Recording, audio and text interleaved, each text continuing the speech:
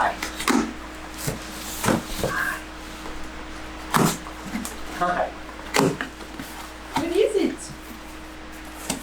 This is the second ever, put this away before I stab somebody. This is the second ever Airstream Life unboxing. The first one I will link to below. It was to one of my gimbals. Let's see. What do we have? This is the Sony A6600. This is Sony's very latest mirrorless digital camera. I'm a big fan of their line. I will link to this in the description below as well.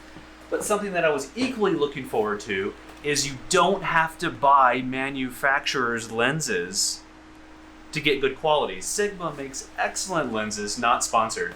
So this is a 16-1.4 very fast lens, and I want to pair these two together from now on in our videos, and it's just gonna, I'm looking forward to that.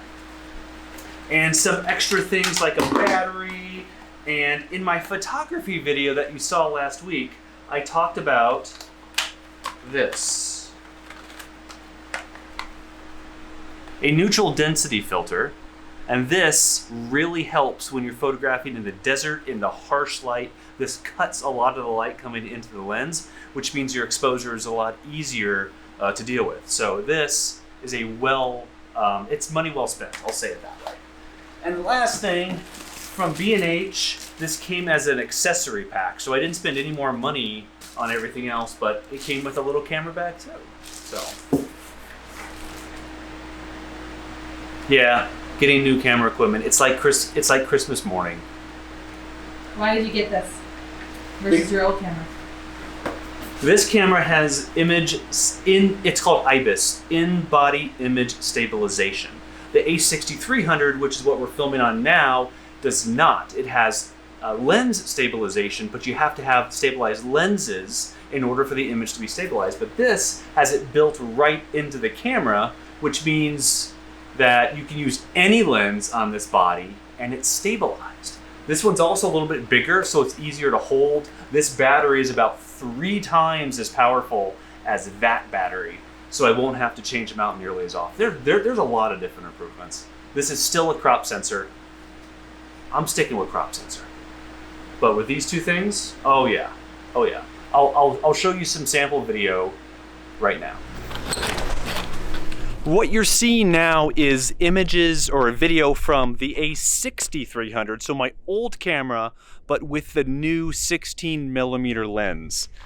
And now let's switch over to the A6600 with this same lens. So you probably won't notice a huge difference because it's the same sensor between the cameras. This one is image stabilized, so as I walk around, it might seem a little bit smoother. But it's a faster sensor, there's better color profiles, things like that. So this camera is a little bit bigger, tiny bit heavier, but not so bad. I really think, just check out the background. That's what I want you to notice. And that's coming from the lens. When you have a crop sensor camera, you really need a fast lens with a minimum aperture of 2.8, 2.0 and below. This one's 1.4. So you get that nice blurry, buttery smooth background with your subject, me in this case, out in front and in focus. That's what I wanted, and that's what I got.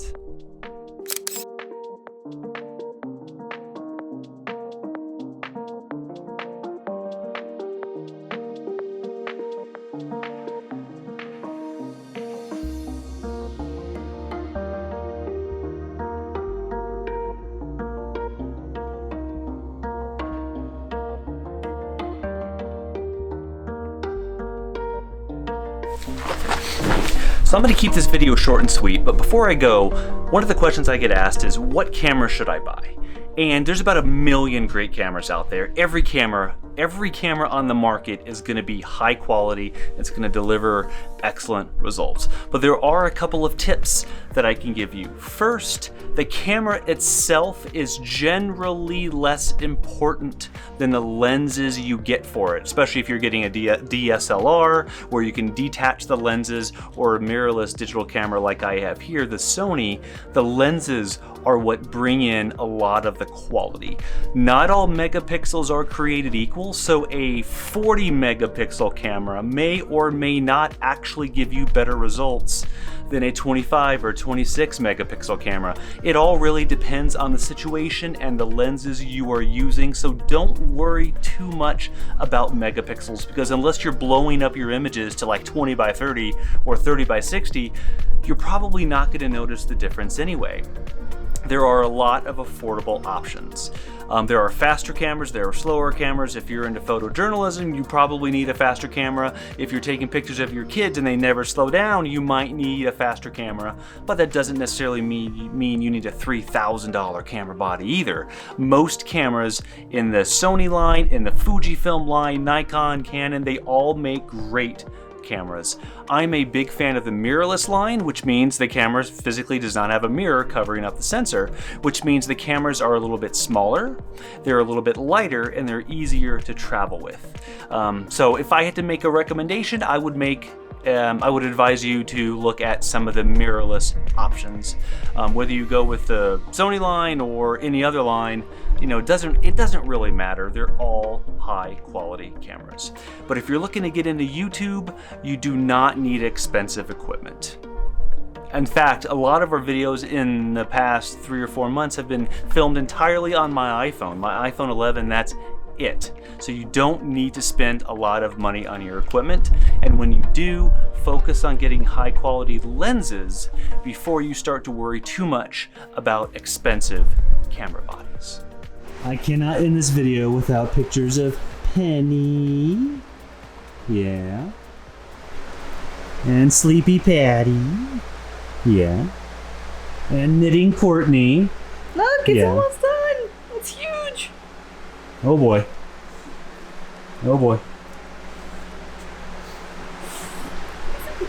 Any parting words? No?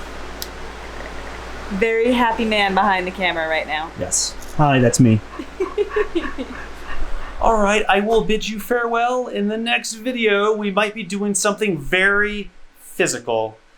Out in the sun, wearing long sleeves and the cowboy hat. It's going to get us out of our element a little bit. But it's going to be a learning process, and we hope it goes well. So until then, we will see you next time.